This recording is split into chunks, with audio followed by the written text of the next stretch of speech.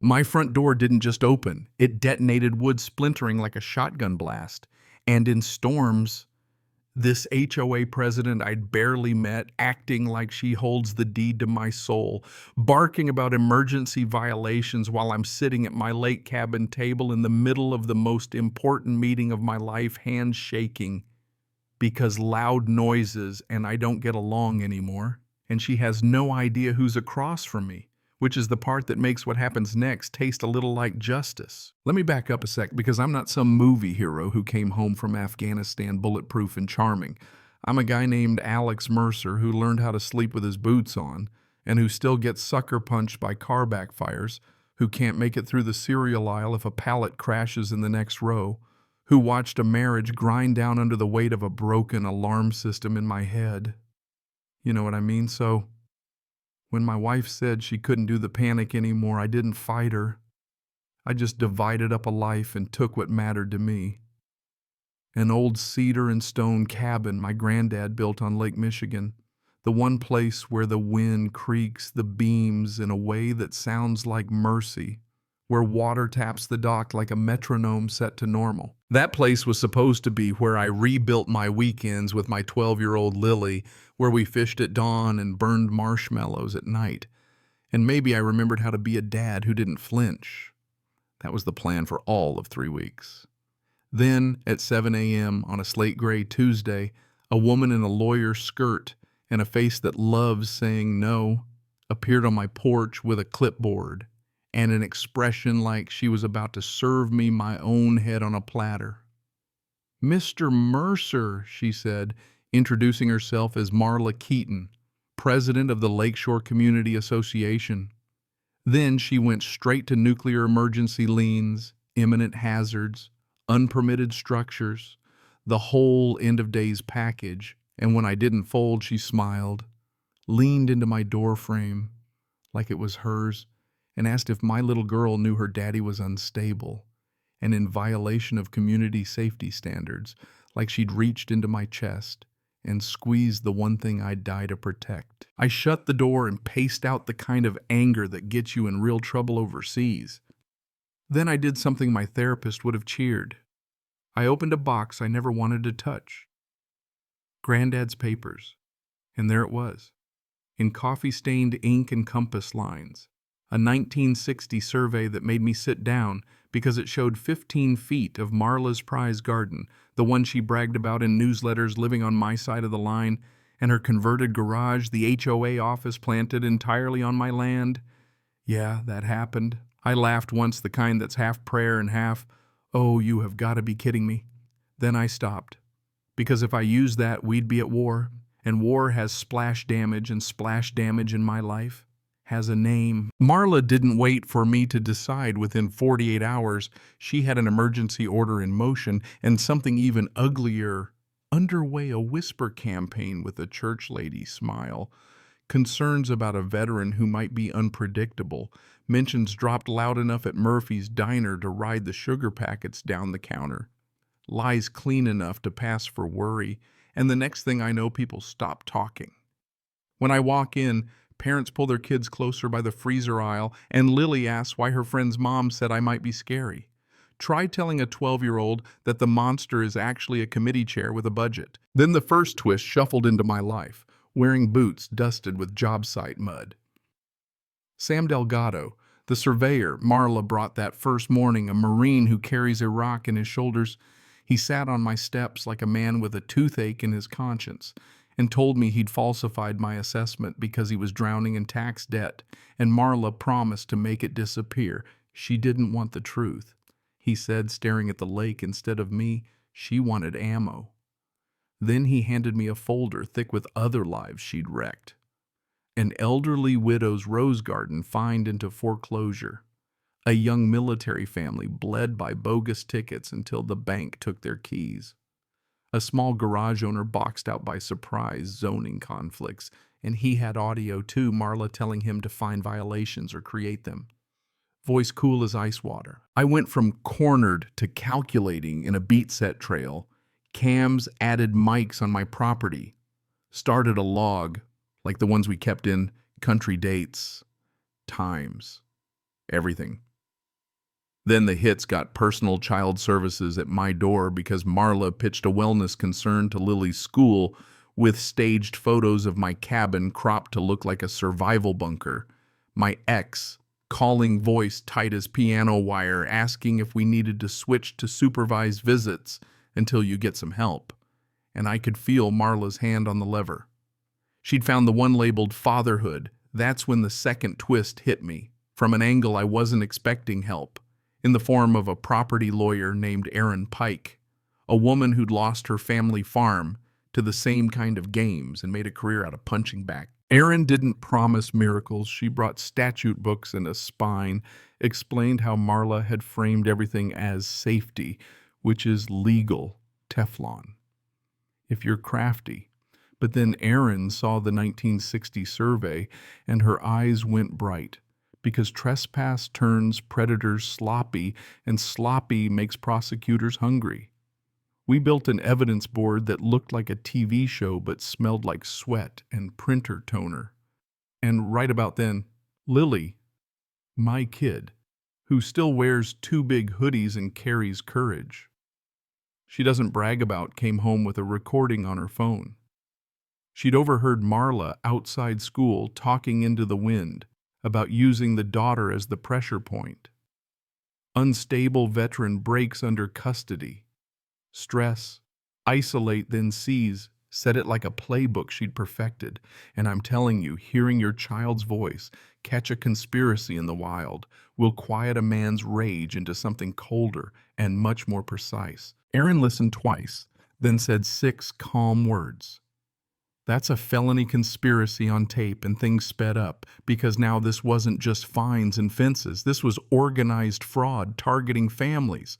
And that escalates to people who wear badges you don't see at town hall, which is how I ended up sitting at my cabin table opposite our state attorney general, Laura Hendricks, a prosecutor with steel gray hair and a voice that could chill July, while we laid out a highlight reel I wish didn't exist. Marla coaching fake witnesses, ordering shoddy work, then citing the mess she created, shifting HOA funds into her consulting shell, and yes, those garden photos sitting on a line that says, my name, and because the universe has a taste for timing, that's when the door exploded. Marla didn't knock. She performed, marched in with 2 contractors she'd bullied into coming along, and a clipboard held like a sword started declaring immediate hazards while not seeing the credentials on my coffee table or the woman in the blazer calmly taking notes. She started spreading photographs across my evidence like confetti at the world's worst parade, and the 2 guys behind her made eye contact with the door like it was a lifeboat. Attorney General Hendricks let her run 30 seconds and then iced the room with Ms. Keaton. You are interrupting a state investigation and have just committed criminal trespass. You could hear the air leave Marla's body. She tried to pivot to call in favors, dialed her ex, a county insider named Victor Hale, loud enough for the dead to wake. And that's when the 3rd twist landed, because Victor had flipped weeks earlier and wasn't taking that call. Sam walked in mid-meltdown, stopped like he'd hit a glass wall, then quietly played Marla's own words from his phone. I don't care if it's legal, as long as it's convincing in court. And you could see the scaffolding come off the performance. Her clipboard clanged to the floor, her mouth kept moving. But the story was over. The state investigators waiting outside stepped in cuffs, gleamed in the afternoon light, and the prosecutor read a list long enough to need commas: racketeering, conspiracy, fraud, embezzlement, child endangerment, obstruction, trespass. While Marla shouted about harassment and unstable veterans and just following HOA regulations, and I stood there breathing steady for once as the dust in the doorway drifted down like the end of a storm. Now, consequences don't usually arrive on schedule, but this time they did within 24 hours. Assets were frozen. The association she'd weaponized dissolved by emergency order. Every family she'd hammered got letters nixing. The bogus fines, the shell companies got scooped up like poker chips after a rigged game, and people I'd watched shrink in grocery aisles started to stand up again. The widow's rose garden came back in color. I swear the sky borrowed. The young military family had their foreclosure reversed and therapy funded for their boy. The garage owner opened his bay doors to a line of cars that looked like a parade. And Sam, who'd carried guilt like sandbags, launched a clean survey outfit and started with pro bono work for the folks Marla had bloodied. As for me and Lily, we went fishing the next weekend. First, light lake, light glass, and for once my shoulders sat where shoulders belong, she told me. Her teacher called me a protector. My ex apologized with the kind of apology that understands the cost of getting it wrong.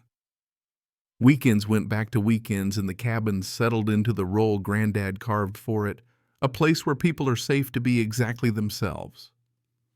I got asked to testify in the State House about tightening the bolts on HOA law, to talk about how safety can be twisted into a stick if no one's watching. And I said what I believe sunlight and paper trails save lives as surely as seat belts do. We even tore down that illegal office squatting on my land. Turns out the queen of compliance forgot to pull her own permits. The ground underneath had compacted into something dead and hard. So the neighborhood showed up with shovels and jokes, and we built a communal compost bin. And if that isn't the most American redemption story for a patch of dirt, I don't know what is. Yeah, I smirked about it. A little salt never hurt the truth. Here's the part I don't want you to miss. I didn't win because I'm brave, or because the universe pays off in neat thirds. I won because I documented everything, and because people with spines stepped toward me when it would have been easier to look away. A Marine who'd made the wrong call and then the right one. A lawyer who knew the shape of grief and didn't blink. A daughter who trusted her dad enough to hand him the match that lit the fuse on a crook's empire. And a state official who showed up at a beat-up cabin because paper trails told a story she couldn't ignore. So now I sit on the steps some evenings with the dog and a cup of coffee and listen to the wind move through the cedar like a familiar song.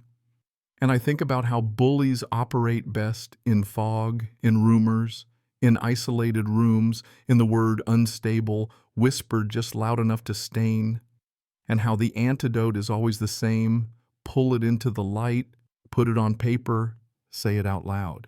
You know what I mean?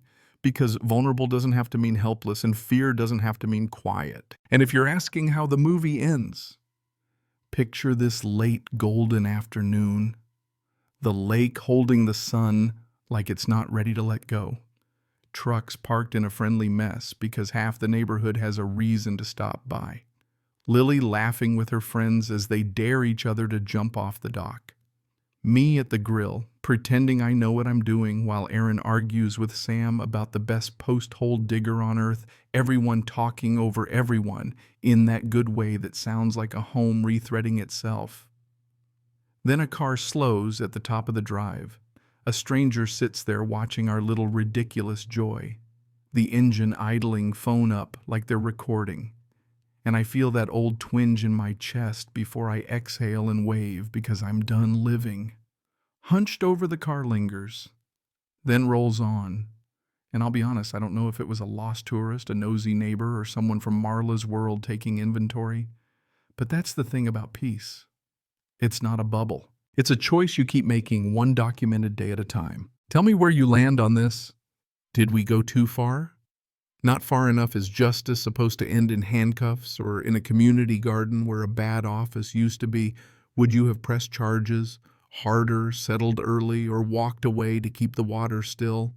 Drop your take in your town below, because the more we talk about what's right and what's just noise, the harder it gets for people like Marla Keaton to weaponize silence. And if you're in a fight like this right now, keep records, ask for help, and don't let anyone, HOA or otherwise, turn your love for your family into a lever they pull against you. Stand up, speak up, and make them do it in the light.